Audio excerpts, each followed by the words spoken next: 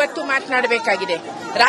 ರಾಜಕಾರಣದ ವ್ಯವಸ್ಥೆಯಲ್ಲಿ ಇರೋರು ಹೋರಾಟಗಾರರಷ್ಟೇ ಕರ್ತವ್ಯ ಅಲ್ಲ, ಮುಖ್ಯವಾಗಿ ರಾಜಕಾರಣದ್ದೇ ಕರ್ತವ್ಯ ಇರೋದು.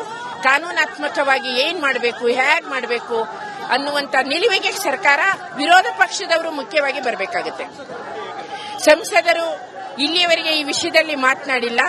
ಕೌಟುಂಬಿಕ ವಿಚಾರ ಅವ್ರದ್ದು ಏನೇ ಇರಲಿ, ಸಂಸದರ ಸ್ಥಾನದಲ್ಲಿ ಅವರೀಗ ದನಿ ತೆಗಿಲೇಬೇಕೀಗ, ಮಾತಾಡಲೇಬೇಕಿತ್ತು. ಕೇಂದ್ರದ ಸಚಿವರು ಹೌದು, ಮಂಡ್ಯ ಜಿಲ್ಲೆಯ ಸಂಸದರೂ ಹೌದು.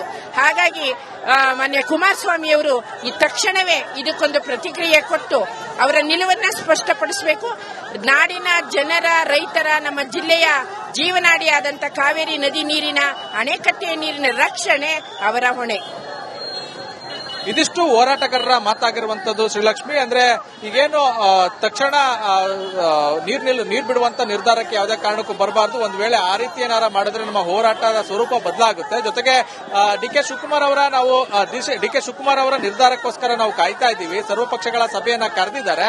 ಆ ಸಭೆಯಲ್ಲಿ ಯಾವ ನಿರ್ಧಾರವಾಗುತ್ತೆ, ಅದರ ಜೊತೆಗೆ ನೀರ್ ಬಿಡೋ ವಿಚಾರದಲ್ಲಿ ಯಾವ ನಡೆಯನ್ನು ಅನುಸರಿಸ್ತೀವಿ ಅನ್ನೋದನ್ನ ಕಾದ್ ನೋಡ್ತೀವಿ. ಆ ನಂತರ ನಾವು ಹೋರಾಟದ ಸ್ವರೂಪವನ್ನ ಬದಲು ಮಾಡ್ತೀವಿ. ಆದ್ರೆ ನಮ್ಮ ಹೋರಾಟ ಯಾವುದೇ ಕಾರಣಕ್ಕೂ ನಿಲ್ಲೋದಿಲ್ಲ. ಯಾಕೆಂದ್ರೆ ವೈಜ್ಞಾನಿಕವಾಗಿ ಈ ಒಂದು ಆದೇಶ ಬಂದಿಲ್ಲ ಅನ್ನೋ ಒಂದು ಅಭಿಪ್ರಾಯವನ್ನ ವ್ಯಕ್ತಪಡಿಸ್ತಾ ಇರುವಂತದ್ದು. ಜೊತೆಗೆ ನಾಳೆ ಕೆಆರ್ಎಸ್ಗೆ ಬಿಜೆಪಿ ಅವರು ಕೂಡ ಮುತ್ತಿಗೆ ಆಗ್ತಾ ಇರೋದ್ರಿಂದ ನಾಳೆ ವಿಜಯೇಂದ್ರ ಹಾಗೂ ರೋಷಕ್ ಸೇರಿದಂತೆ ಸಾಕಷ್ಟು ನಾಯಕರುಗಳು ಕೆಆರ್ಎಸ್ ಮುತ್ತಿಗೆಯನ್ನ ಹಮ್ಮಿಕೊಂಡಿದ್ದಾರೆ.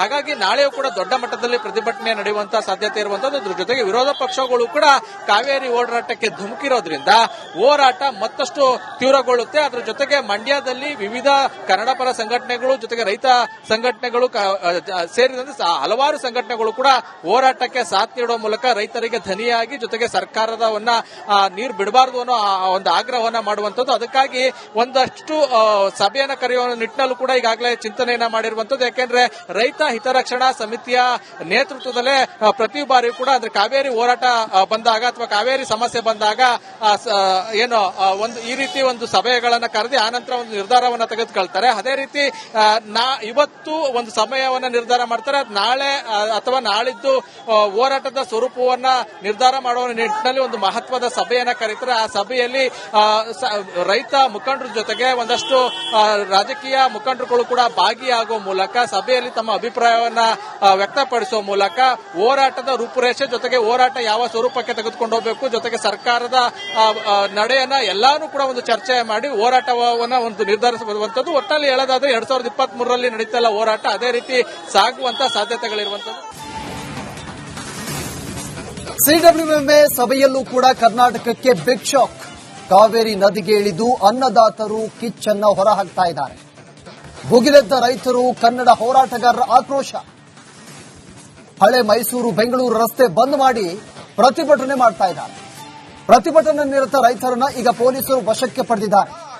ನೋಡಿ, ಕಾವೇರಿಗೆ ಇಳಿದು ರೈತರು ತಮ್ಮ ಆಕ್ರೋಶವನ್ನ ವ್ಯಕ್ತಪಡಿಸ್ತಾ ಇದ್ದಾರೆ. ಮಂಡ್ಯ ಭಾಗದ ರೈತರು ಇವತ್ತು ಪ್ರತಿಭಟನೆ ಮಾಡಿದ್ದಾರೆ. ಈ ಸಂದರ್ಭದಲ್ಲಿ ಪೊಲೀಸರು ಅವರನ್ನು ವಶಕ್ಕೆ ಕೂಡ ಪಡೆದಿದ್ದಾರೆ.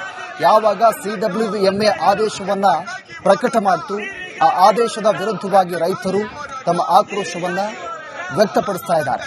ಕಾವೇರಿ ನದಿಗೆ ಇಳಿದು ತಮ್ಮ ಆಕ್ರೋಶವನ್ನು ಹೊರಹಾಕ್ತಾ ಇರೋದು. ರಾಜ್ಯ ಸರ್ಕಾರ ಪ್ರಬಲವಾಗಿ ವಾದವನ್ನ ಮಂಡನೆ ಮಾಡಿತು. ಆದರೂ ಕೂಡ ಸಿಡಬ್ಲ್ಯೂಆರ್ಸಿಯನ್ನು ಶಿಫಾರಸು ಮಾಡಿತ್ತು. ಆ ಶಿಫಾರಸನ್ನ ಇದೀಗ ಸಿಡಬ್ಲ್ಯೂಎಂಎ ಆ ಒಂದು ಶಿಫಾರಸನ್ನ ಎತ್ತಿ ಹಿಡಿದಿದೆ. ಇದನ್ನ ಪ್ರಶ್ನೆ ಮಾಡಿ ಇದೀಗ ರಾಜ್ಯ ಸರ್ಕಾರ ಸುಪ್ರೀಂ ಕೋರ್ಟ್ ಮೊರೆ ಹೋಗಬಹುದು. ಇದರ ನಡುವೆ ಇದೀಗ ರಾಜ್ಯದಲ್ಲಿ ರೈತರು ತಮ್ಮ ಆಕ್ರೋಶವನ್ನು ವ್ಯಕ್ತಪಡಿಸ್ತಾ ಇದ್ದಾರೆ. ಬೀದಿಗಿಳಿದು ಪ್ರತಿಭಟನೆ ಮಾಡಿದ್ರು. ಟೈರ್ಗೆ ಬೆಂಕಿ ಹಚ್ಚಿ ಆಕ್ರೋಶವನ್ನು ಕೂಡ ವ್ಯಕ್ತಪಡಿಸಿದ್ರು. ಈ ಸಂದರ್ಭದಲ್ಲಿ ಪೊಲೀಸರು ಅವರನ್ನ ವಶಕ್ಕೆ ಪಡೆಯುವ